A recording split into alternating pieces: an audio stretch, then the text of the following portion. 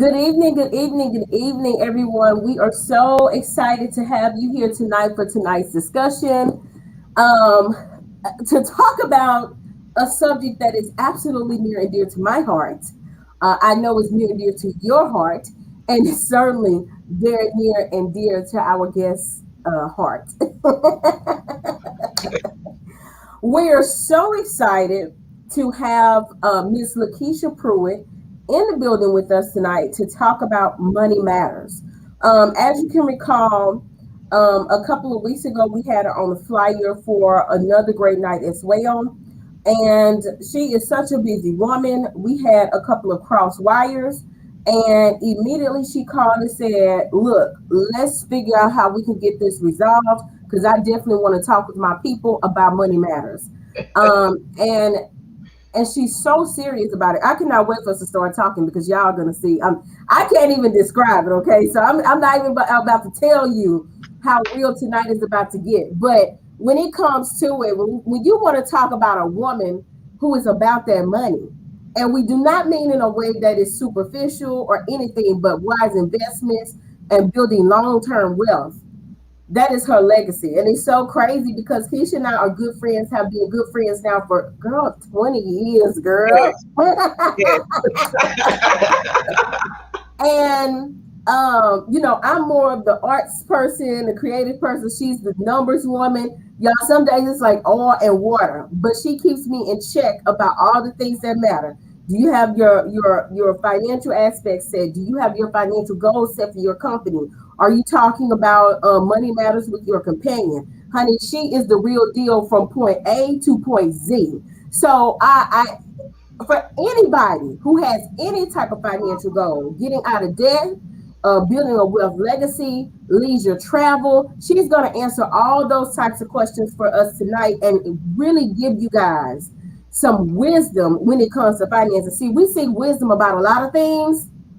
We want prayer wisdom, we want faith wisdom, we want wisdom in how we work with people, we want wisdom in how we handle our job to get that promotion. We want wisdom about a whole bunch of things. But there's a subject that we do not discuss as often as we need to, and that's those coins. Okay, so I'm very excited for us to engage in a very meaningful conversation tonight about the finances and about the money. And as you guys can see, I'm excited about it tonight because I'm ready. And I'm so excited because our other guest, Bridget, is tuning in already to listen to Keisha as well talk about the financial aspect. So we have the money women just ready to support each other and engage with each other. And I just love that. So before we get started, I'm going to give you all an introduction first to LaKeisha. If you're tuning in from Monroe, you're probably familiar with her. If you're tuning in from Baton Rouge, you're familiar with her. And if you're not tuning in from either one of those areas, you will become familiar with her tonight. And I will advise you to definitely follow her page on social media because she's always sharing wisdom and knowledge and even a couple of jokes here and there. So, Keisha is a native of Monroe, Louisiana, and a resident of Baton Rouge. She has a bachelor's degree in business administration finance from LSU Baton Rouge. She is licensed as an enrolled agent, which is a specialization in taxes from the IRS. Among several entrepreneurial runs she has, she launched the Pruitt Group in 2006. So I'm so excited for my friend because she's been at this for such a long time. And she's so committed to staying abreast of the trends and changes, and she's just always energetic. Like, I can't describe it. I'm gonna let y'all meet this tonight. Let me go on about my business, okay? Her business, the Pruitt Group, currently services nearly 300 clients who range from educators, restaurant employees, to multi-millionaire business people. So she believes that regardless of your financial level, all of us can do more to build our wealth, save money, and live a nice life. She is also a part of the Junior League of Baton Rouge and the Dream Day Foundation. Her goal is to teach others how to build wealth and establish a legacy of wealth for their families.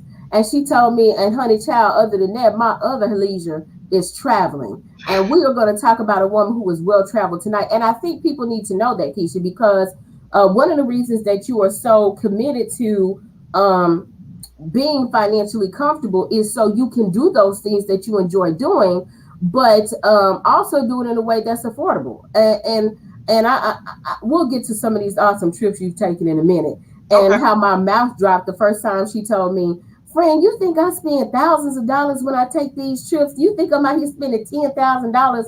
Let me tell you what I do." So I'm gonna tell everybody before we get started, honey, get your pen and paper out, okay? Get ready to hit replay because she's gonna share some jewels with you that you can't get other places. And we'll get to the other parts later. Keisha, before we dive into the conversation, is there anything you'd like to say? First off, I would like to thank you for having me. And I also want to give you your flowers now because I think this is an amazing thing you're doing, keeping the community informed with all different topics as far as politics, as far as health, as far as taxes, poetry, the arts. It's amazing. So I'm very honored to be a guest on your show. And I just wish you the best in everything that you do. Oh, thank you so much. Don't let me get in my feelings. And let me tell you all something. I appreciate it. You know, you all really have been treating and supporting me as if this is, people keep calling it a show and I've been rejecting it. And but I guess at this point, I really need to embrace that. That's how it's perceived. I'm like, no, it's just conversations. It's just conversations. But I received that, and I appreciate the great energy you all are sending because every person who agrees to come on here and share knowledge with our people, you are contributing to keeping this going. So I thank you guys for giving me the encouragement to keep these conversations moving forward. So let's get into the first question. Okay. Okay. I guess let me kind of just backtrack a little bit, okay, and come with a question that's kind of from the left, but I think will be easy to answer. I would like for you to start off by telling us how you became interested in taxes and taxation and money management. How did you become interested in Okay. that? Well, it started with my aunt. My aunt is named Betty Pruitt, and she's been in the tax business for over 30 years. So whenever I would take a break, I would go down to Greenville, Mississippi. She did taxes for individuals and small businesses, and I just learned from her. But another thing that I learned too is growing up is we didn't really talk about money at the table. And I majored in finance at LSU, and I, found out fast how important it is to talk about finances.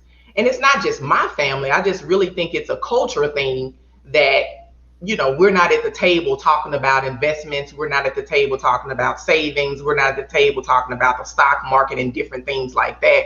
And so that's something that I wanted to break that barrier down. And, because it's very, very important to talk about it because as we get older and as you graduate high school and graduate college, you're basically at it alone if you never talked about it in your home. So it's a bunch of trial and error, a bunch of Yes. mistakes. And Yes. so, just learning about that and also with the taxes, just trying to figure out different ways to minimize tax liability, to learning the different tax laws and the challenges and everything. It's just something that I've always just really enjoyed doing. So I owe it to my aunt Betty because that's her background. I love it. I love it. You said something in the beginning or a moment ago that's very important. You talked about how, for many of us, especially if we are first generation college students, when we go through school and we graduate, and in many cases have loan debt and are trying to figure out how to manage our fresh out of college income, which isn't much. We have to learn things in many ways, and it looks like Aunt Betty is here. Hey, Aunt Betty. Yes. Oh, I love it. Hey Betty, thank you. We have to learn so many things on our own, and I can testify to that. Being a first generation college student and having to learn a lot of things on my own, and years down the road, trying to correct some of those errors and start making financial moves now that had I known earlier, I would have been able to make them before. Correct. And so, by learning sooner, you're absolutely right. We are able to do things much differently. And we appreciate women like you who are saying, this profession is not just about me, but about me teaching my people what we can do to be financially empowered. And, we have that kind of, Keisha, we talk about that kind of stuff all the Yes. time. You are always like, we can talk a lot about the fuel goods, but at the end of the day, let's talk about our money too. And she always reminds me of that. And believe it or not, it has transformed my way of thinking a lot because I'm like, if I continue to work, but in the end, I'm not seeing the benefits of the hard work I put in, Right. And it's very what important. chains am I breaking for my children? So, Mhm. honey, okay, let's go. So let's start with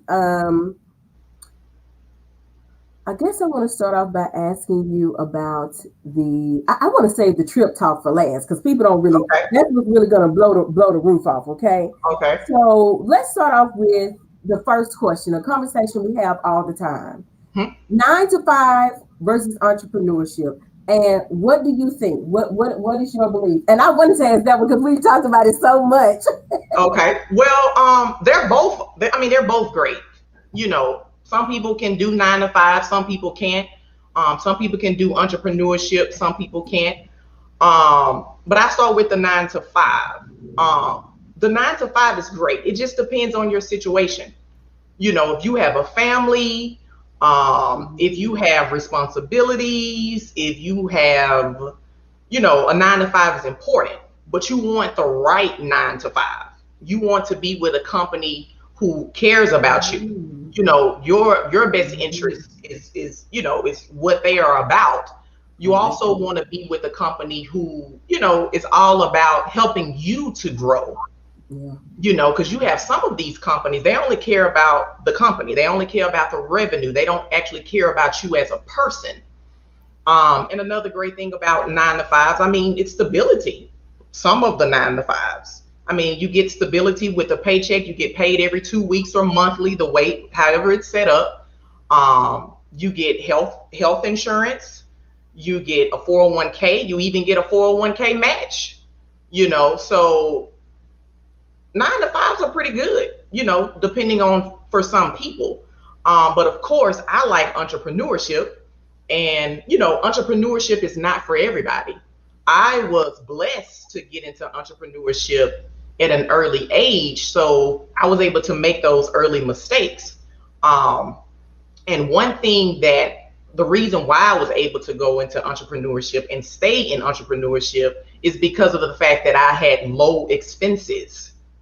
What happens is, people go to college or people get out of high school, and the first thing um, they want to do is purchase a vehicle, purchase a car, get a Gucci bag, get this, and they, accumulate so much debt Yeah. that by the time they're at the Yeah. job and they have that desire to want to be a business owner, it's kind of scary because they have so much, monthly responsibilities, monthly Mhm. obligations.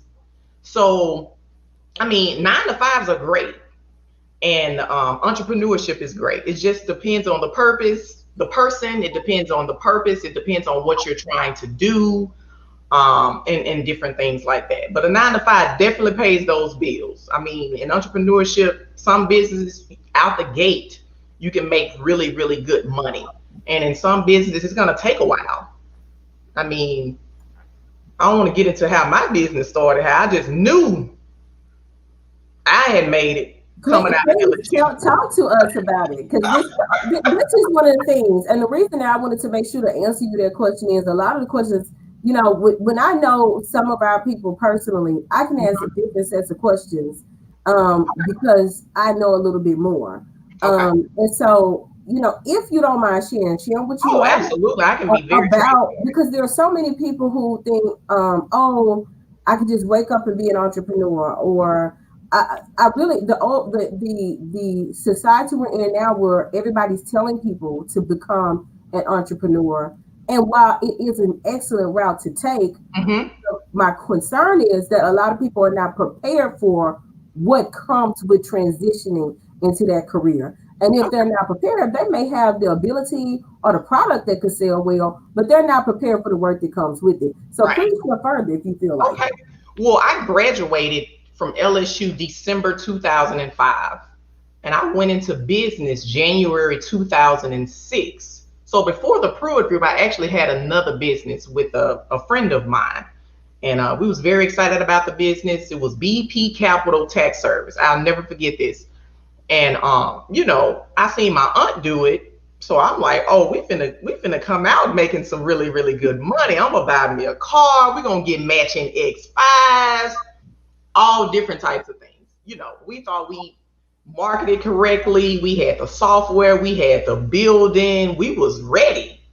No, that's how I met you at Enterprise. Yeah, yeah, yeah, yeah. So that first tax season coming out in 2006 was a total disaster. So I think we probably had less than 20 clients or something. So our expenses was more than our income. So I had to find another job. I had to find a 9 to 5 for my apartment, for my expenses and different things like that, because once again, entrepreneurship starting out is not pretty for everybody. It's not pretty for the majority of people who want to be a business owner. It takes hard work. So and we also have a lot of people who think that just because you are a business owner that you're some multimillionaire, or you make so much money, and that's not the case. It's truly hard work. And so I was met with some reality straight out of college. So after that didn't go too well, I ended up having to work for Enterprise Rent a Car. Mm-hmm. But I had a plan, so I was like, okay, let me keep my expenses low, because even though it didn't go well for me the first time around, I'm not gonna quit. So I made sure I bought a cash car. I had a very cheap apartment, because in my mind, in the future, I needed to save up, because I knew the mistakes I made when I first started. And so I lived a certain way because I had an end goal, and that was to once again go back into business for myself part time. So it was just, and I learned so much from the different companies that I worked for. So that's another great thing about a 9 to 5. If you work for great companies, they can teach you what works and what does not work. So when you do go into your own business, you can take some of their ideas. You can be like, well, no, I don't want to do that. So I learned a lot from Enterprise Rent a Car, as far as like teamwork, and as far as managing a team, managing Mm-hmm. customers, dealing with customer service. And then also with the accounting firm from, Garrity and Associates, they taught me, how to deal with IRS resolution. They taught me individual taxes, business taxes, S corps, partnerships, etc. So I learned a lot of different things that I was able to now use in my business. So I mean, that's another reason why 9 to 5s are important. They teach you so much that you can use those Mm-hmm. skills to grow your business. It's so interesting when you continue to talk about the point that working 9 to 5s can teach you so much. Because one of the things I feel that we miss a lot these days is understanding that you have to be the apprentice before you can become the master. Absolutely. And I mean the master of your craft, okay? I don't Hmm. want my folks to get triggered. But the master of your craft. And so, listening to you say that I picked up what I could from jobs like Enterprise and looked at how I could apply that to what I was trying to do, and it helped me understand things like teamwork and resolving problems and things like that. It's so important. Hmm. Sometimes when you have a vision to move into entrepreneurship, it does not mean that tomorrow is the day you need to go and jump that project off the ground. If Right. you have not received ample training, it is very important that you do so. So I want to thank you for making a statement, because I do feel that we have got to share more wisdom about what it takes to be prepared for the journey of entrepreneurship. And I enjoyed the way you said that when you first came out, you thought for sure, It was like, I'm in the money. Let's do this. And I was then, not in the money. I yeah, was not where the money resides in you '06. know, it was not what it was. Let me tell you what's so funny. When I started publishing my books, of course, and everybody was like, "Oh, I know you're a good writer, so I bet you're a balling." I'm like, I don't think you understand the game.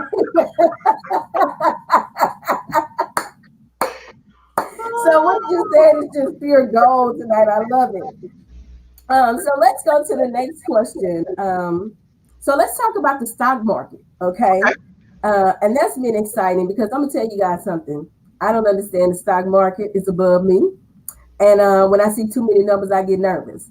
But Keisha and I have talked around the stock market because she's like, you need to start trying to figure some things out. And so I've seen a lot of people on my timeline who talk about it as well. And I've shared with you before that my companion has learned quite a bit. And so I know that within the Black community, there is a growing increase in people being willing to invest in the stock market. So I wanted to ask you, what is your advice for others who want to dive into the stock market area, but they don't really know much, especially during times like right now when people have been getting stimulus checks and there are grants out there helping businesses and even PPP loans that are, portion of them can compensate for your income when you have a legit business. So, if you're able to get some of the money that you would have normally lost, what is your advice for people who are saying, I want to try the stock market, but I don't know what to do. I don't know where to start. I don't know who to talk to. Okay. Well, the primary benefit of the stock market is to grow your money over time. So basically, it's not the casino. So what I tell a lot of people is it's just like, you have to actually they have YouTube University is what I call it. There are a lot of influencers and a lot of businesses that will teach you the basics of the stock market on YouTube. So if you do something as simple, like some of the groups are the Come Up series, Earn Your Leisure, which is Market Mondays. They talk about the stock market. And also, I mean, you can just Google anything on YouTube. It's like, stock market 101 or understanding the stock market. They have those tools that are free for you can learn. So there are a lot of resources out there to actually learn and understand the stock market. But they also have it to where, I mean, some people just invest in indexes monthly. Like every month, they put aside a certain amount of money and they invest in indexes every single month. Those are considered investors. What's going on now is due to, COVID and the pandemic, a lot of people had a lot of free time. So people have also been trading. So trading is a lot more risk in trading. I'm a witness to it, compared to long-term investing. Okay. So, I really do believe that the stock market can actually grow your wealth when you actually study, when you put a plan of action in place. And it also can take wealth if you were, if you're gambling, if you're thinking that it's a casino, because some people play it like it's a casino and they can lose. But if you're long-term investing, you're trying to, you know, grow your money within a 10 to 15 to 20-year period, I mean, the stock market is a great place to start. But once again, like I said, try YouTube University. Just do regular searches, understanding the stock market, indexes to invest in, and also, I mean, you can look at the different companies that we put our money into. I mean, like Apple. Apple is a great company. You want to invest in stable companies. Apple isn't going anywhere. Microsoft isn't going anywhere. Those different things. But I truly, truly think that's one of the reasons why there is a huge wealth gap, is because we don't invest in the stock market as much and we start late. But it's never too late to invest, but that's the reason why. So once we start making our money work for us, then we can close up that wage gap.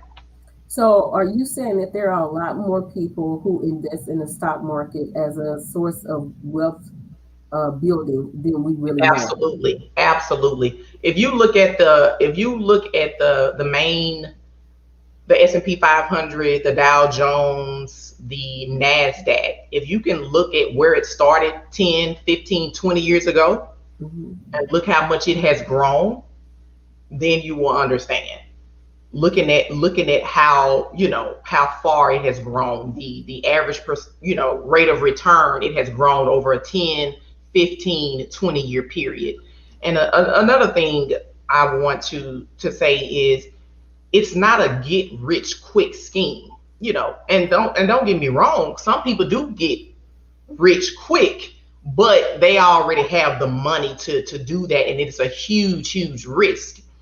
But investing in the stock market, don't expect instant gratification. Let's use this as a tool to help us when we're retiring, to educate our family, to educate our children, so they won't have to wait until they're 50 or 60 to enjoy the benefits of the stock market, because they waited so late. But if you start your child off at 10, 11, imagine the growth of where they will be at the age of 30, at the age of 35. But now you have a few of us, we're starting late. We're starting as far as investing, 35, 40, and 50. And nothing is wrong with that. If you keep yourself on a steady pace, your money actually can grow, and it definitely can grow more than it does in the bank.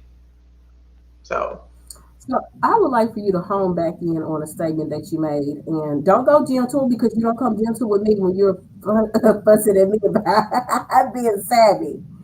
You made an important statement about how investing into the stock market is something that works well for long-term goals. absolutely. And if we start making those type of investments for our kids as well, we set them up for success in the future.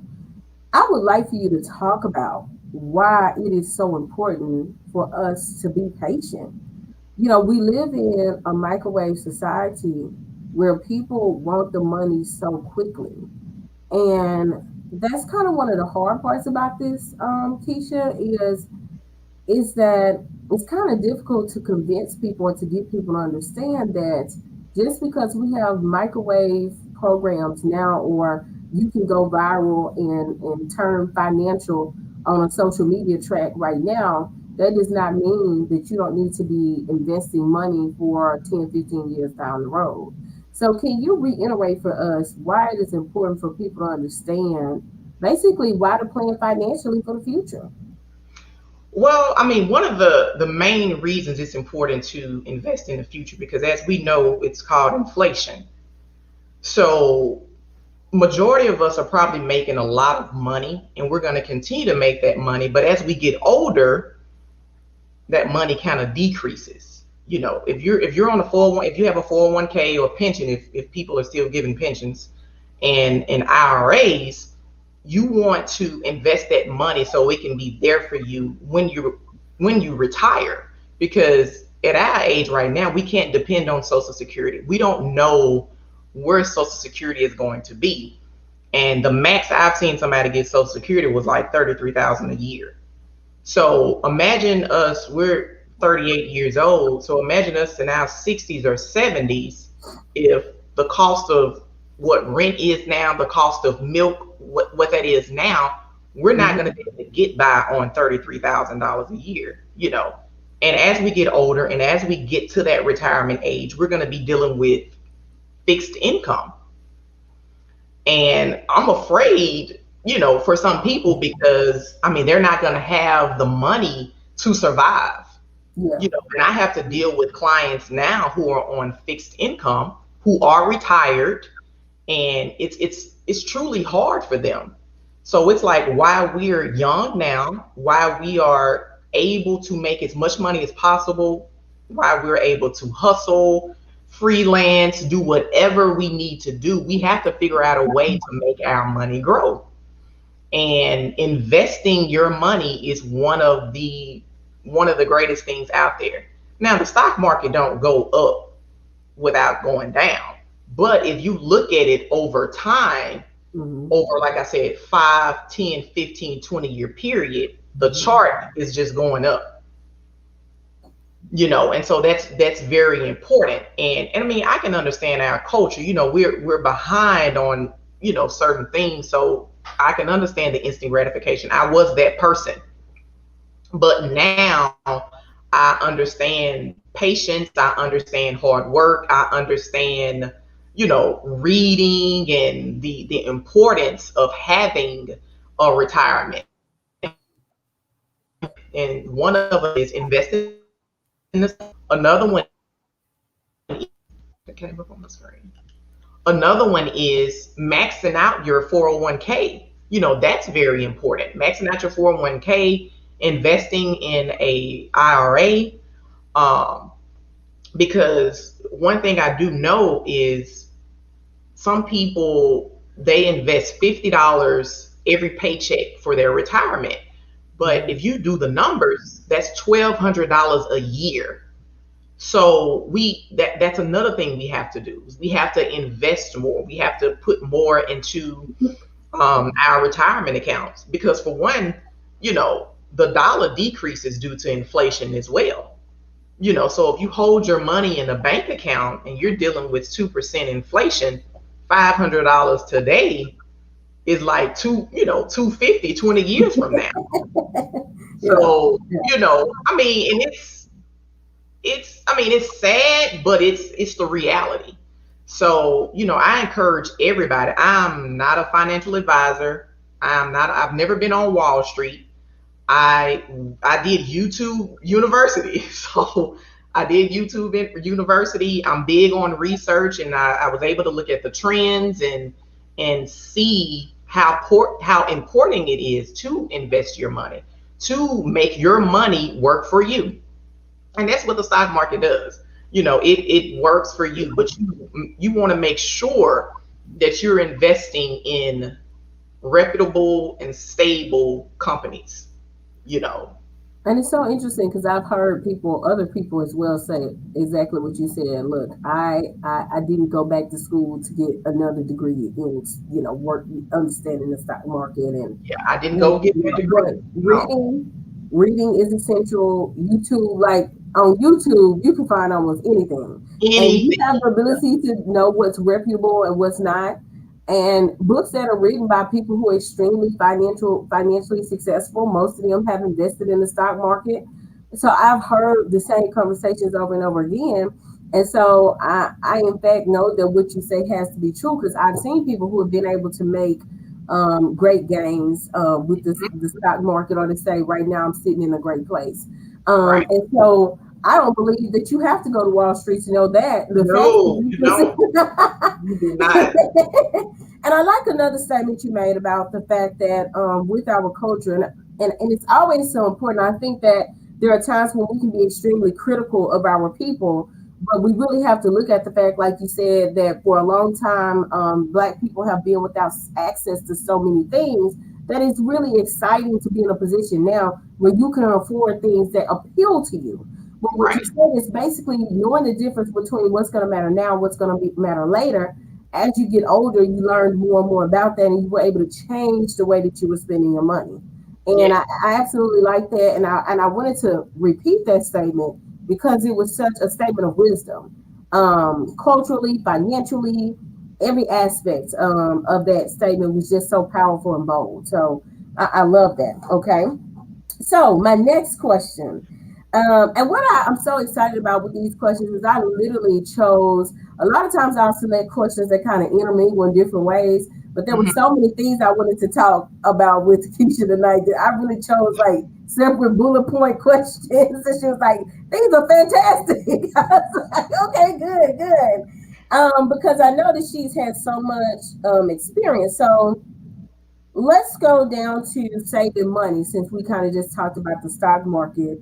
What would you say is one of the most common financial mistakes you see people make when they say they want to save money? So people will say, I want to save money, I want to keep more money in my pocket. But what is something you see repeatedly for people who may make that statement, but they miss the mark on certain practices? I think the biggest mistake is people don't do a budget, which is very important. We have people who saying, "Hey, I want to save $250 a month or something." I'm just throwing a number out there, but they haven't even did their monthly budget. Some people say, "I want to save this much," and then once you do your budget, you like, "Wait a minute, I'm in the red." So uh, most definitely putting a budget together has been one of the mistakes. They don't put a budget together. And another thing with people who want to save money is they they save money, but they have this high interest credit card that they're only paying the minimum payment for. So that's another huge mistake that people make. um, but I tell people who, ask questions and different, and I'm not a budget coach or anything like that. This is all from personal experiences with me. Um, is to put your budget together. Look and see how much money you have coming in, and look and see how much money you have coming out. If you have more expenses coming in than money coming in, then you're over budget. And if you have more income than expenses coming in, then you're under budget. And that's where we want to be. We want to be under budget. And so the first thing I tell people is just to, get your paycheck, look and see how much how much you have coming in. Either it's from your paycheck, from your side hustle, um, child support, anything. Put all the income that you're going to get in monthly, and then write it down what your expenses. And it can be a piece of paper, a piece of white sheet of paper. It can be an Excel spreadsheet. They also have apps that you can put your budget into, different things like that. I mean, I have a friend. She's an Excel. I call her the Excel guru. The funny thing about it, I put my budget on a piece of white computer paper. Every month, I'm putting, this is my income. These are my fixed expenses. This is what's coming out. This is what I have left. And like, so for instance, if some people put a budget together and they realize that they are over budget, the next thing you need to do is try to figure out, what can I do to be under budget? Mm-hmm. And it's been times when I've been, it's been years ago when I've been over budget, but I've had to make sacrifices. So I had to cut the cable. I couldn't go out to eat as much. I had to, I didn't have an iPhone, the new iPhone that came out. I still have the iPhone 8S. So, I didn't have that new iPhone, or, and another thing that people miss is, the subscriptions. I've had clients that, they like, yeah, I don't have cable, but they got BET Plus, they got Hulu, they got Netflix, they got Disney, they got, it's about 200 apps. So those type of things, like going through and checking your subscriptions, and going through and looking at your children activities. Is it bringing value to my child? Is it, is this going to help my child in the long run? Or, am I watching all of these channels? Different things like that. And then the gym membership. Some people have a gym membership and they don't go to the gym. So it's like, is this important? Are these, when you're trying to cut costs and get on the budget to save, you have to really ask yourself some important questions. What I'm spending on monthly, is this important for me? So what you're saying is, if you're only actually going to the gym once or twice a week, you can trade that for a walk in the park instead. Absolutely. And they have, hey, YouTube, like I said, on YouTube, they have people who, they have their exercising classes on YouTube. They have Facebook groups on YouTube. Motivating you, holding you accountable. It's different ways that you could lower your expenses to become under budget. A lot of different ways. I like that. And you know what? The fact that you brought that up today, more than ever, there are so many ways that you can be financially savvy more than ever, because there are people in all different places doing things and you all you have to do is log in. That Yes. was such a great statement to make. And I even like when you said monitor your children's activities and decide whether or not the things that you're spending money on are actually beneficial to them. Yes. Because there are a lot of things that we get our kids involved in that is for our ego and not necessarily for their good, and it's costing us extra money. Yes. That was such a wise statement to make. I love that one. But continue. I wanted to make sure to say that on the heel of what you said because that was a great statement to make. Hmm. So, but yeah, that's basically it. It's just establishing that budget. If you are under budget, that is amazing. Also, I mean, just find ways to continue to lower those expenses. Because that's why I'm able to do a lot of the things that I'm able to do, is because my expenses are very, very low. I've made it a point to keep my expenses are low so I can enjoy the desires of my heart. The desires of my heart aren't fixed expenses. And what I mean by fixed is fixed are, your rent or your mortgage. That means it's coming every month. Your car note every month. Car insurance every month. What else is a fixed expense? Student loans, if they're not in deferment or forbearance, Hmm. every month. So I make sure those fixed expenses are low. So with any of my free money, the desires of my heart are variable. That means I can do it in May, I can do it in September, I can do it in August, and different things like that. And so those are variable expenses. So that's nothing that I have to deal with on a monthly basis. So making sure those fixed expenses are very, very low. And trust me, you can reach your financial goals sooner than you think when those fixed expenses are low. I love that. Yeah.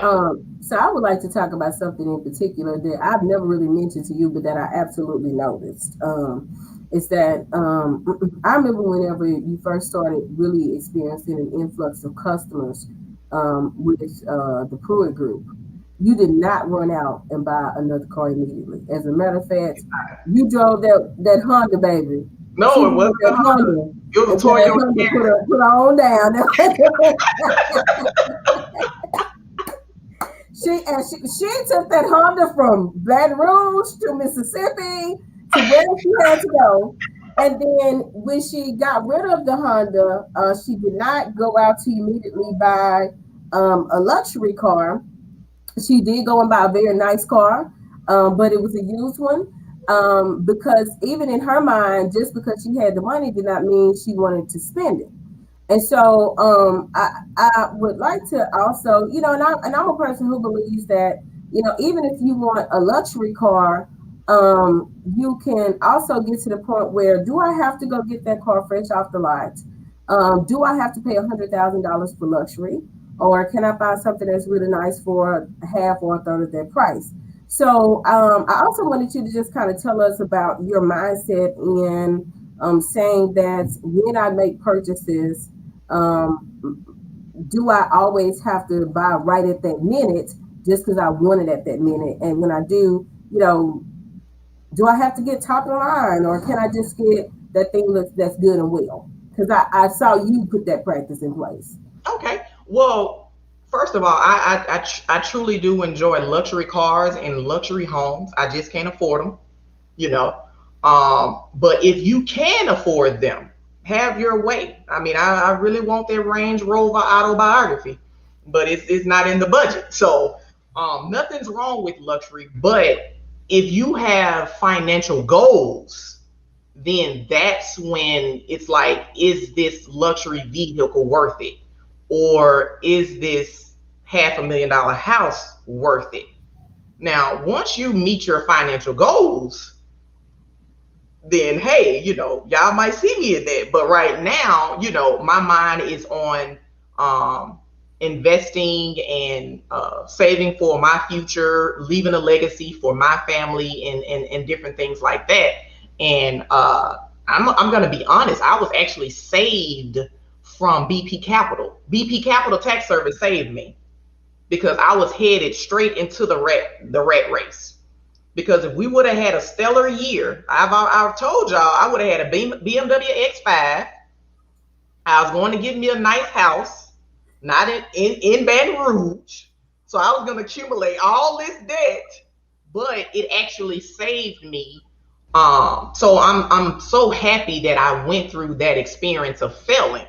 So it made me understand and realize that, you know, you can be successful in one year and fail in the next year. But one thing about that, just because you fail, those bills and those expenses, they stay with you. So that's why I've always had the mindset of, if I can't make another dollar, how long can I last without bringing in any income or any revenue? And so that's what I live by. And so, I challenge, everybody today to, if you're married, get with your spouse, sit down and see if you were, if you didn't have to work again, or if you didn't make another dollar from your job or from your business, how long could you last with your current expenses? For some people, you can't last the next paycheck. That's it. And I was in that boat. I was in that boat years ago. But I'm so glad that I got my lessons very early. Some people can make it to the next check. Some people can make it 6 months. Some people can make it 5 years. Some people can make it 10 years. Some people can make it longer than that. So it's basically putting your monthly expenses together and seeing, if I don't make another cent, how long can I last? And when you actually look at that, you start spending differently, because we don't know what can happen to us. Exactly. We don't know what can happen to our spouse. We don't know, medical emergencies, with all different, things happen, accidents. So that's how my mindset is. It's like, do I actually need this, or do I want this? And so that's very, very important when you are, you're trying to get to those financial goals. Now, once reach that number, do what you do, make it rain. But on reaching that number, it takes a lot of sacrifices. And that was why I wanted to bring the question up, because trust and believe, I have my card tacked on the wall, and the vision is very clear for how soon I plan to make it happen. But I know that we have a lot of people who are talking about goals, and we're talking about being financially savvy, and we're also talking about a time right now where a lot of people have lost jobs and are transitioning into different careers, or maybe even entrepreneurship. So the idea is not to say that nobody should get one, not at all, because I'm banking on one. But how do we ensure that we create a firm foundation so that we don't see situations where we are losing those things? Once we get them, we can make sure that we are in a situation where we don't have to worry about our financial responsibilities. We are not housebroken. We are not car broken, where we have the car, but we don't have anything else.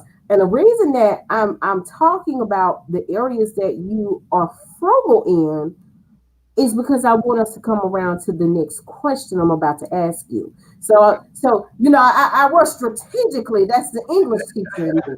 So I want to talk about those important components of your living lifestyle before we get around to the diva style, okay? Because honestly, if people get to go to any of your social media pages and connect with you and start scanning back pre-pandemic, child, no. Okay. So my question is, you are very financially responsible with spending money. However, you are a very well-traveled woman. Y'all, I'm talking well-traveled. Sis was out on a yacht a few years ago, okay? And where were you, in Greece? I was in Greece one time on it. The most south of France in another time, yeah. So I've been on quite a few yachts. I would like for you. Excuse me. Can you inform us again? I've been on quite a few yachts. Okay, so with that in mind, that's where I was trying to get us to, because see, one of the problems we run into is that we got folks who have you got $100,000 car, you got a $750,000 house, And then you when you get a little change, then you want to travel the world, and you're really struggling financially. And so there are also people who are like, well, I work really hard and I would like to be able to travel as well, but my car note is blank amount a month, my house note is blank amount a month, and after that, I can't afford to do it. So Right. I wanted you to share some tips and tricks about how you have managed to decide what you want to do first and what things can be put on the bottom of the list as far as expenses go so that you can do what you said earlier, live that lifestyle. So can you drop the names of some of those places you have visited again? I've been to Santorini, Greece, Athens. I've been to Bangkok, Singapore, um, the south of France, Monaco, Phuket. I've been to quite a few places. Cabo, you know, Cappadocia. So that's in Turkey. Um, but yes, I've been to quite a few countries and experienced some amazing things with amazing family and friends. So And that is the part that I also want to talk about is how when you have traveled, you have had some of the most amazing experiences.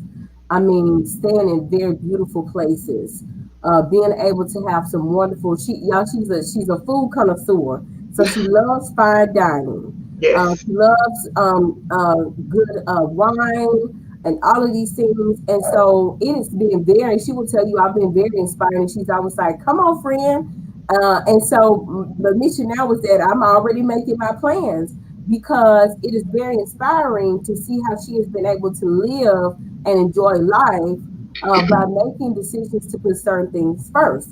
With that being said, can you share with us some of the strategies that you have used to be able to afford these trips that look extremely expensive, but you have been able to enjoy them in an affordable way? And there have been times when Keisha has been gone. I think the longest trip you took might have been what, 2 weeks you were gone one 3 weeks. time? So 3 weeks? Hmm. That's almost a month, you guys. So we're not talking about she went for the weekend. We're talking about she had the chance to actually explore the country. And I'm saying this because we hear people talk about this all the time. We hear people say all the time, I wish I could do this, I wish I could do that. It's very doable. So can you share with us some of the tactics that you've used Absolutely. This is to my afford favorite of this? all time. So I'm really big on reward cards, credit cards.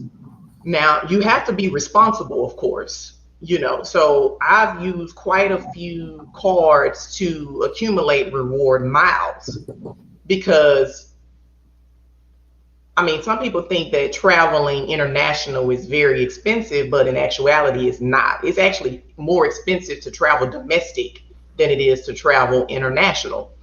So, Chase Reserve, or if you're a business owner, it's the Chase Business Inc., or the Capital One Venture Card, different things like that. They always have a sign up bonus that if you spend a certain amount of money in 3 months, you would get 100,000 points, or you would get 80,000 points.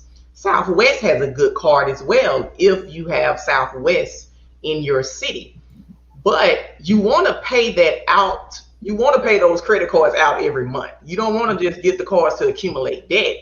So you do the spending and you, of course, pay those cards out every month. So the hotel rooms that I go to, they're not expensive at all internationally. Mhm. And I always have a roommate with me because I travel with a lot of friends. And so we share rooms. Sometimes it's two to a room. And if Sorry. we're in a big room or a suite, it can be three to a room. But the most expensive thing is the flight. Now, the flight, that's where I use my reward miles and my reward points. But let's say, you know what, you don't want to use a credit card. You don't want to use reward points. That's where it gets back down to what's important to you. So a lot of people are always saying, "Oh, I can't afford to travel, or I can't do this." Mhm. But you drive a E500, and I'm like, "Yes, you can afford Because two monthly notes is a plane ticket to Asia. I You love know, it. I love it. so instead of me buying the luxury car, which I want one, believe me, but I desire traveling more than I desire riding around in a luxury vehicle. So if you sit and look at some of the bills, like some people, um, like Louis Vuitton, a Louis Vuitton purse is an international flight to Paris, so Mhm. you just have to really, really know exactly your spending habits and know what you're spending, because you definitely can afford to do international traveling. And then, like in some of the places in some of the countries, you know, for us to be on the yacht, it was like $65, and that included drinks, 5-star meal, and then yachting the Mediterranean Sea for 4 hours. It was Yes. $65, and so it's all about. That's why I make it a thing to keep your monthly expenses very low. And I'm gonna give you an example. My mom is on fixed income. She's retired, and she was telling me the other day she wanted a car. And I'm like, where are you going? Like you barely drive, you don't drive as much as you used to. Why do you want another car? I said, Mama, listen, instead of paying that car note, you've been talking about you want to visit family in California. You've been talking about you want to go to Hawaii. You want to go to New York and different things like that. I said, use that to pay for trips, because I enjoy experiences. I enjoy memories and different things like that, with my family and friends. And so, if you just, if people would just really sit down and look at their bills, they got a couple of international trips, some of those fixed, and those fixed expenses of theirs, a couple of international trips. Also, to piggyback on my friends, like, and some people, they have this idea that a lot of black people don't travel. We 10, 11 deep with me. So but once I think about the people who I travel with, our cars are paid off. I have a friend, old Tahoe, older Honda Accord, different things like that. So yeah, that's basically it. So we are basically using monthly that could have been a car note instead to purchase a car. We're using that to travel the world, experience the world, and make memories. I love it. I love it. I love what you said. And that's why it was so important for me to want to ask you all those other questions at first, because I know the sacrifices you have made to be able to do it. And I hear people who do say things like, I wish I could travel more. But what you said a minute ago was so funny. You were like, you have a Louis Vuitton purse on your arm, but that's the price of a trip to Paris that you could have flown by now, right? You put that Yes, money, yes, into somebody else's pocket that can now fly over all over the world on your ticket. right. And you So can, I mean, basically, if you save up enough, I mean, you can buy that Louis Vuitton bag in Paris, and it's cheaper. well, that's what I was about to say. If you play your cards right, once you get to actual Paris, you can buy the purse for a much cheaper price, and now Yes. you've got the trip plus you have the bag. There you got the bag. You got So to strategize. You got to you have strategize. to strategize, Yes. absolutely. And so I love that, because we see people say it all the time. They want to travel, they want to do this, they want to do that, yet they don't. Can you also just share maybe about two or three? Because I remember you also telling me about joining some travel groups where they share tips and information. Do you still frequent those groups, where they talk about traveling or talk about how you can Yeah, save money? the groups I have, I think it's called Black Travel Movement. They have ideas and experiences of what people did and do, and the different prices and stuff. Another one is, I can't remember them off the top of my head. Um, but honestly, I'm such a big time researcher that I just do a lot of my research on my own. And I have another friend who, I mean, she got like a minor in researching for traveling, that she's Ah, way more I love advanced in it. researching I for me. love it. So I we love put it. our heads together and we come up with the itinerary and we send it to the group of friends, and we're we're ready to go. But it's something like, once again, it's always something online. Just if you search in Facebook, if you hashtag in Instagram, if you go on YouTube and search, I swear to you, YouTube is your friend Yeah, it with is. all different It things. is. And also, researching in those groups, they tell you about, different flights and finding cheap flights. And Mm-hmm. um another guy is the travel miles guy or something, or if you Mm-hmm. Google using reward miles to do an international flight, or it's always at your fingertip. Just researching to find out different ways to travel on the budget. I enjoy Okay. as well how you talk about, the way that we've looked at credit cards so long have been as if credit cards are a gift to us. But what I really heard you talk about is basically how you are the gift to them. When to sign up, they're willing to give you 80,000 points. You are the gift to them. And Yes. so figuring out ahead of time what perks come with any card you sign up with, or even trying to find out how you can negotiate with your card company so that you are getting more of a benefit out of them than maybe they even are with you. So I was listening very intently when you made that statement about using the points and perks that come with your credit card Oh to yeah. finance a lot of your dreams and make them come true. I Yes. love that. I love that. My favorite So, credit card is Chase Sapphire Reserve or Chase Sapphire Preferred. I have the Reserve card. Um, when I signed up for them, it gave me 100,000 points to spend a certain amount over 90 days. Now, look, don't get in credit card debt now trying to do this. You want to pay that off, because then the companies win because you're paying them interest. So Chase Reserve, I get a $300 travel credit for the year. I get, I think, $60 DoorDash credit. I get, what else do I get? I also get a priority pass. So at the airports, they have a lounge that you can sit in whenever you're traveling. Um, And then you can use the points for not only flights on their Chase portal, but you also can transfer to certain travel partners. United wow. Airlines, what else? The Canadian flight. I hadn't traveled because of COVID, so I'm forgetting Right, flights, right. forgetting airlines. So it's a lot of different travel partners where you can transfer points.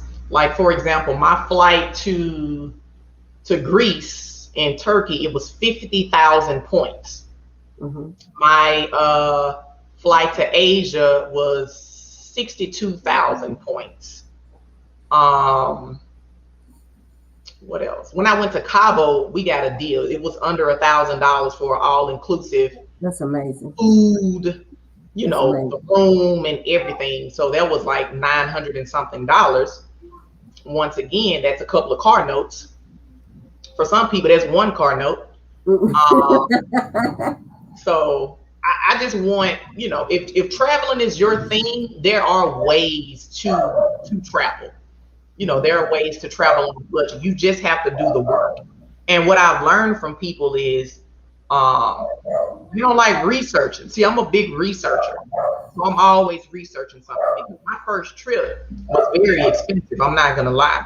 But I Right. was noticing that I'm like, how are these people taking international trips Yeah. 4 and 5 a year? Like, I can't afford to pay this for a year. So I got online and started researching. I'm like, oh, okay, they're using reward points. They're doing this, and they're and different things like that. There's different traveling websites that gives packages, and so it's ways. Just do your research. Google everything. And that's what I thought was so interesting and imperative about this is at the end of the day, we look, people love to flex, right? And one of the greatest flexes is saying, what do they say? Catching flights, not feelings. My And feelings, so yes. there are a lot of people who want to catch flights, but they're in their feelings because they can't figure out how to do it. And so tonight, I told you to have your notebook out, and we're letting you know how to catch the flights instead of the Yes. feelings. Okay. So these are such great jewels to share. Um, so my next question, we're digging into things, and per usual, these discussions we block out for to an hour and a half, but we're already like into the last like 20 minutes, and it just happens, because we always have such great people who give us such meaningful conversation. It's like eating fruit. It's like a beautiful tree of fruit, and we're just like, oh my gosh, feed us more, feed us more. Right. So my next question: you have an amazing story about paying off over $30,000 in debt in a year. Seven Can and a half months. you? How much was it? 7.5 months. 7.5 months. Thank you. Can you share that story? Because I have seen, we see all these snapshots on social media where people bragging about we paid it off, but tonight we have a real life, a woman here, right in our state of Louisiana, who paid off 30K in 7.5 months. And so I want that to be inspiration for those of us who are saying we want to be debt free. Because I remember you having that conversation about saying most people are in the red. When I leave this life, I want to be in the green. So can you tell us about that whole experience? Okay. Well, that happened. I started in it was a goal of mine. It was January 1, 2018. I basically net worth. Let's talk about net worth first, and then I go into the conversation. So January, right before like New Year's Eve, I always do my net worth statement. And for those who don't know net worth statement, that's basically your financial, that's your financial report card as an adult or as a child. Anybody can have a net worth. So I put my net worth together and I was distraught by what I saw on that piece of paper. And so first off, people are probably like, what is a net worth? So net worth basically is your assets minus liabilities gives you your net worth. So if your assets are more than your liabilities, then you have a positive net worth. But if your liabilities are more than your assets, then you have a negative net worth. So December 31st, 2017, your girl had a negative net worth. And so I was in tears because I'm like, God, like this is insane. And a big part of that was due to a failing trucking business that I had. That business is closed, thank the Lord. And so that night I just had a conversation with God, like, look, I have to get out of this. I have to change some things. I have to pay this debt off. Heavenly Father, just help me to come up with ways and ideas to actually pay this down. Okay. And so a homework assignment that I want the viewers to do is I want you to, do your net worth statement to see if you have a positive net worth or if you have a negative net worth. Now, a lot of people, the reason they have a negative net worth is because of student loans. That's a lot because when you're doing a net worth statement, you have the asset on this side and you have the liabilities on the other side. And normally a liability is hit against an asset. So your assets consist of your checking account, your savings account, your 401k, your HSA, the value of your home. If you were to sell your home today, how much could you get for it? Okay. The value of your car. If you were to sell your car today, how much would you get for it? Okay. The furnishings in your home. If you were to sell it all today, how much would you get for it? Those are assets. If you have, a boat, the value, the fair market value of it. Now let's go to liabilities. So if you have a boat, do you have a boat loan? So it's offset by a liability. So the liabilities consist of mortgages, car loans, Student loans, nothing is hitting up against that student loan. There's no asset on it. So student loans, um, payday loans, um, what else? Personal loans, lines of credits, home equity lines of credit. So on one side, we got all of our assets, and on the other side, we got all of our liabilities. Right. We total up our assets, and let's say that our assets total, and I'm going to do a small number, was $100. And then I think we lost Jamie, but then our liabilities, we total that up, and then on the other side, it's $90. So if you do that, so you take 100 minus 90, and you have a net worth of $10. Now, let's just say if we had assets of $100, but we had liabilities of $110. 100 minus 110 is negative 10. So that's the net worth. So I was going through a phase where I had a trucking company. It was called Mid-South Carrier, and it failed tremendously. And I had this loan that I had to, it made my net worth look terrible. Yes, that's correct. It's a balance sheet of your personal finance. That's absolutely correct. And I sat down and I had to strategize on how I can get this big liability off of because it's now on my personal finances because the business is closed. It's not on Mid-South Carrier's balance sheet anymore. It's on my balance sheet because I closed down that business. So the different things that I did, I freelanced. So aside from taxes and business taxes and different things like that, I added new services to my company to be able to bring in more money. I have a friend of mine who she owns a daycare center. I was going in there trying to do all types of work for her to get some extra money. I had another friend who he has car lots. I was selling cars. I was trying to do any and everything that needed to be done to pay that debt off. But I also had sacrifices in there. You know, I had to cut my cable. I didn't get to go on as many trips as I wanted to go on. I love food. I love going out to eat. I love a good happy hour. I didn't go on as many happy hours. I didn't go on, I didn't go and eat as much as I did. Because I just felt so bad that my financial report card looked like that. So it's just, it was tons of sacrifices. It was a bunch of tears. But, once you put a plan together, once you put a goal together and you give it to the Lord, he will help you with that journey. And so I was able to pay off that loan plus other debt that I had in 7.5 months. I planned to get it cut in a year, but I was able to do it in 7.5 months.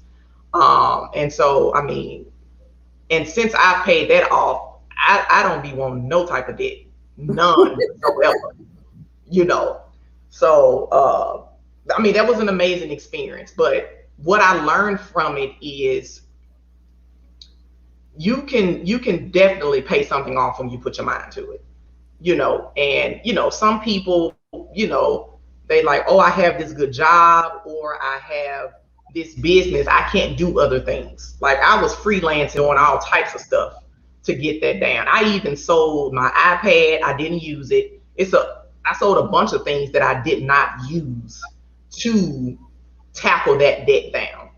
And so after doing it, I just felt so empowered. I was excited about it.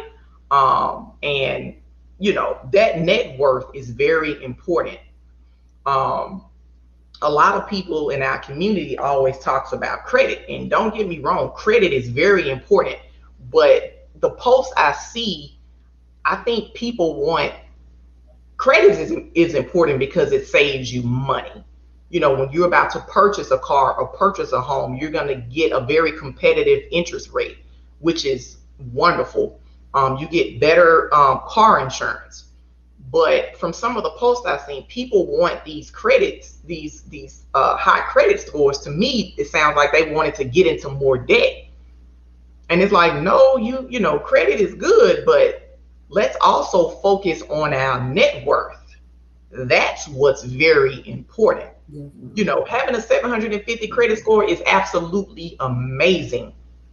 But having a $500,000 net worth, $1 million net worth, I mean, hey, having $30,000 net worth is amazing because, you know, I don't know the exact numbers, but white Americans' net worth compared to ours, I think theirs is like 171,000, and black families it's 17,000. So that is a huge, you know, that's a huge gap, you Yeah. know, and one of the ways to fix that is actually knowing and understanding your net worth and what causes it to increase. What causes it to increase is investing in your 401k, putting Mhm. more money in your savings account. Mhm. Um, Another way that causes it to increase is paying off your debt. You know, paying off that student loan, paying off those credit cards and decreasing it. So it's like whenever I go and make a big purchase, it's like, how is this going to affect my net worth? You know, yeah, the car looked good, but now my net worth is going to drop by Right. $10,000 because I bought this car, you know. Or if I buy this car and put some money down, my net worth stays the same because I got a good deal and the value of this car is, you know, so different things like that. And it's the same thing with homes, you know, because we have some people who are unfortunately, due to the pandemic and other things, are upside down, Mhm. Mhm. you know. So it's like the value of your home is less than your mortgage. So that's going to decrease your net worth.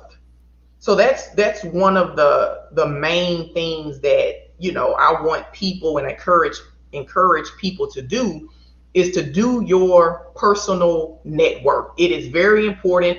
It's like your financial picture. It's like your value. It's like your report card, and it's very important. But a lot of reasons that people net worth is negative is student loans.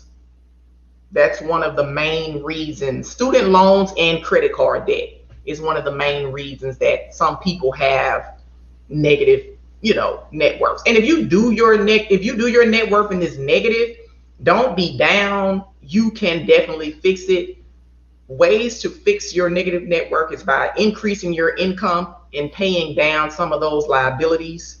Um, you know, and like I said, freelance, it's so many different types of ways to increase your revenue, and it's so many different types of ways to decrease um your expenses, you know. And even though that's two different things, but you know, the expenses and the profit side is basically like the income statement. That's deal with your budget, your income and your expenses. And then you have your net worth, which is your assets and your Okay. liabilities. But Okay. they both work Work hand in hand. together. I decrease my expenses.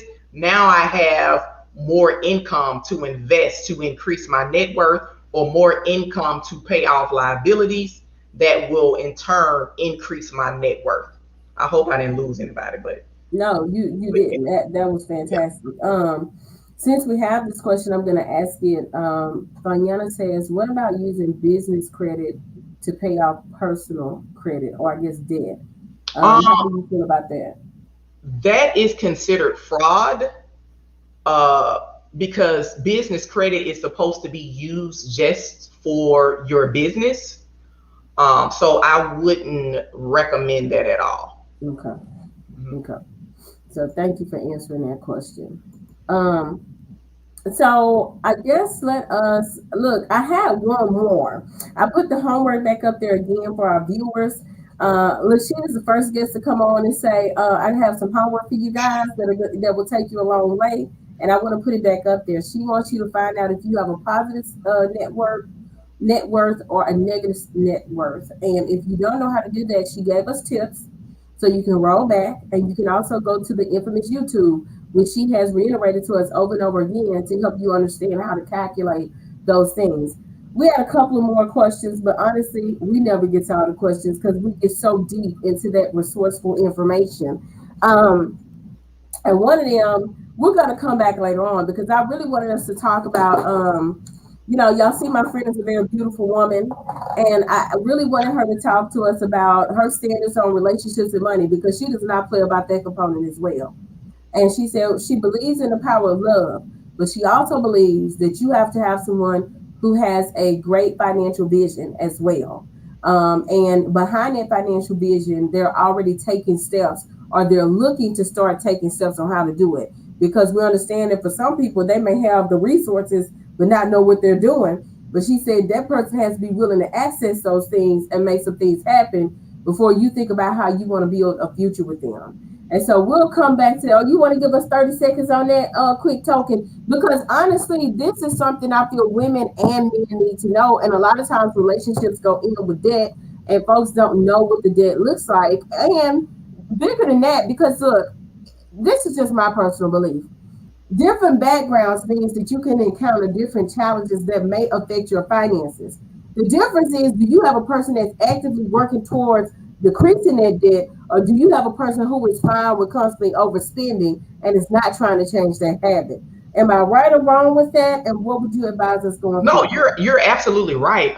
What I tell couples or people who are serious, and a lot of people don't like to talk about money because they have this, oh, she a gold digger. No, it's not about a gold digger or nothing like that. I think both parties, if the goal is to be together, to grow together, and to get married and have a family, you have to know where someone is financially. So it's very important to talk about income. It's very important to pull credit to see where they stand on, do they have good credit? Do they have fair credit? Is their credit excellent and different things like that? And the reason why I say that is because, you have some people where everything is in one person's name. It's all in the spouse name. But it's like, you know what, before you get married, let's work together to get your credit together. Let's learn to manage our money together. Let's do a budget together. Because you have people who they don't know what their spouse make, which to me, that sounds insane to me.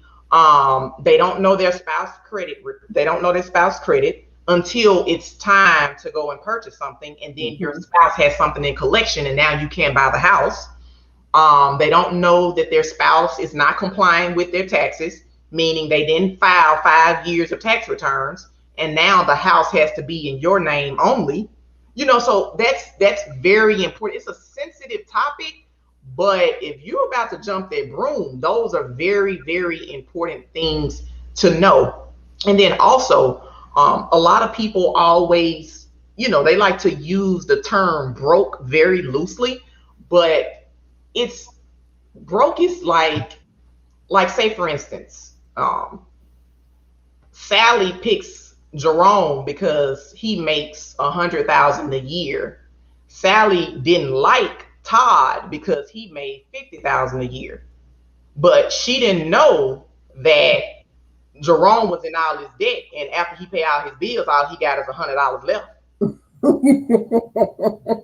But the Yep. other man over here, once he paid out his bills, he got $1,000 left. Mm-hmm. So it's not about how much you make; it's how much you keep. Yes. You Yes. know, and then the other guy over here, he's been investing.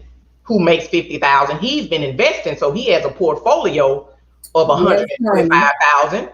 And Yes. then the other guy who makes 100,000, he don't even have Yes. a portfolio. Yes. So Yes. it's very important, and that was another reason why I had to get myself together too. Because I'm dating and want to eventually get married, but that's a topic that has to be, brought up. So I didn't want to be embarrassed by Mm-hmm. what I have to tell my significant Address. other or Mm-hmm. anything like Address at that. the time. So it Mm-hmm. was like, you know what? Let me put my head down. Mm-hmm. Let me work on this. Let me decrease this debt. Let me increase this net worth. Let me learn about investing. Let me let me reach these financial goals so I can be an asset to the Right. person I'm with. And I'm Right. expecting them to be an asset to me because we don't want liabilities. Mm-hmm. You know what I'm saying? Because all liabilities does is just cause frictions, cause headaches, and cause, different things like that. And if you're currently with somebody who loves you and respects you, and they're not in a good financial position now, work together to put them to help each other to get in a better financial position. If you're with somebody, this is teamwork. This is a team effort, because what you do as a couple, you're going to have to show this to your children.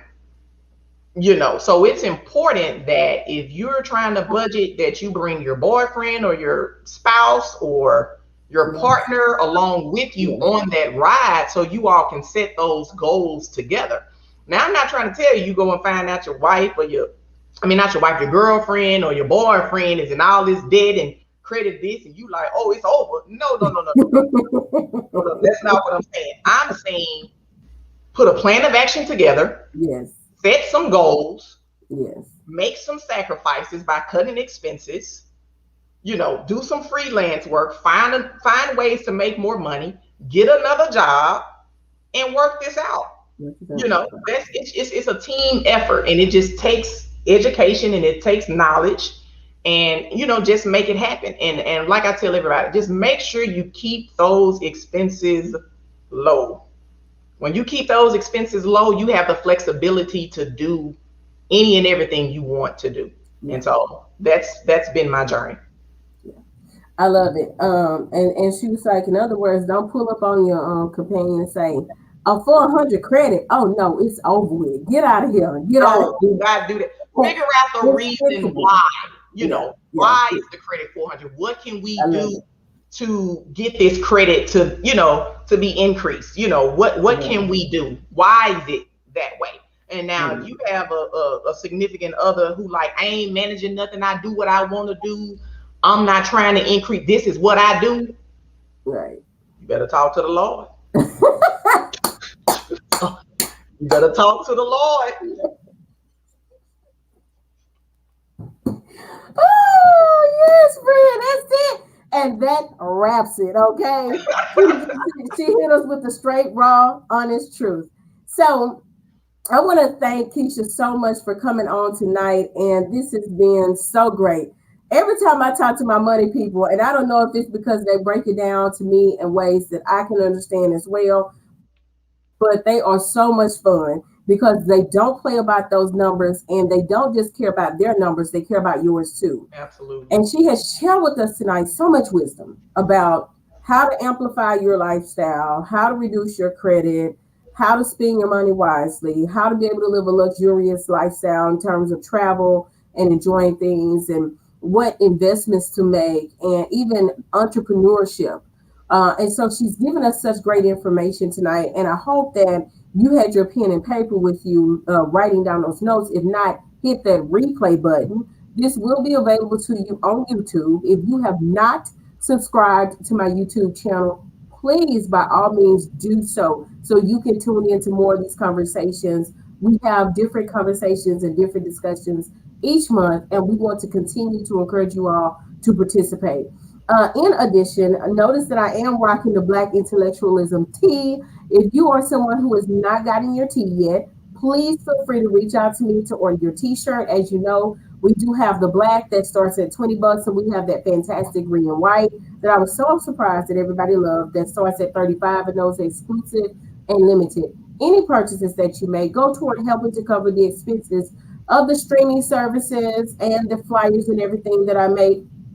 Y'all, sis is not balling yet. We have to hit 1,000 followers on YouTube and 4,000 hours of subscription, of tuning in time before we get there. But I'm motivated about my money, just like Keisha here taught me. So I am truly believing that we're going to make that thing happen. So please subscribe. Tell your friends to subscribe, and tune in for more of these discussions.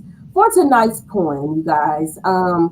I have a piece that I actually have been sitting on for a long time. I wrote several weeks ago, about just, I don't know, my feelings about the progress and changes that my own state needs to make.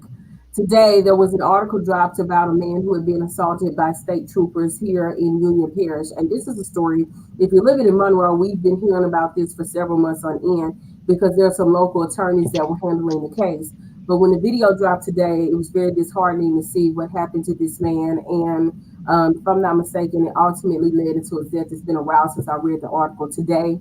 I have to be honest with you, I was just not in a place where I could watch the video yet emotionally, because it just seems like such a frequent experience right now. If we're not talking about the physical abuse, we're talking about things like microaggression and just constant racial tension. But I decided at this time it was time for me to go ahead and share this poem that is very personal to me. It is posted on my page, and I did put a little commentary. Those of you who find it compelling and see the truth in it and that it resonates with your heart, I do urge you to go and share that poem also, and just to read it. And so our piece for tonight is going to be called Muzzle Over Mic, and we'll use that one to close out.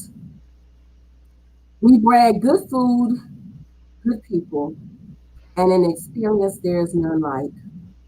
Love and hospitality in sportsman's paradise. Then why does my state give me a muzzle instead of a mic? We're home to the international rap anthem. We will two-step into the late hours of the night.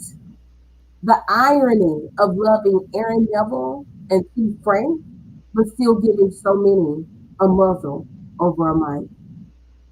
Your Louisiana loud and NOLA proud. Football is a way of life. How can you celebrate the Saints but say I deserve a muzzle over a mic? We are a state still struggling with literacy. Maybe it's because we've read so many stories so full of lies. The truth is always easier to comprehend, but my truth is muzzled when it should be might. The world must know that Black history is American history. Yet Louisiana has no sympathy for this plight.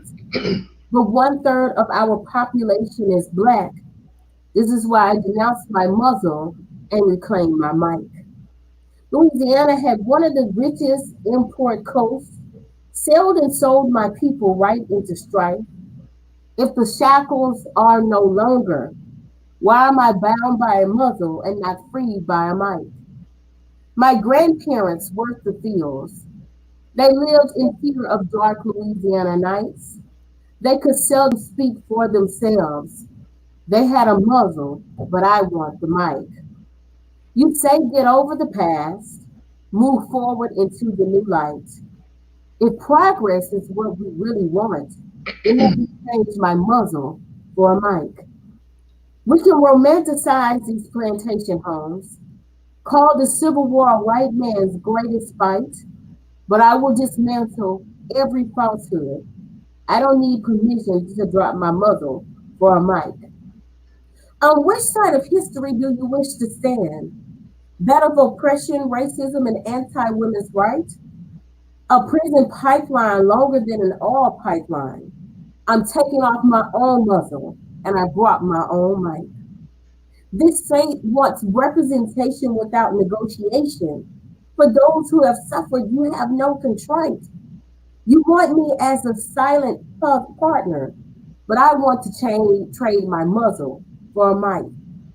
Watching Black men beg you to care causes me anguish that I struggle with at night.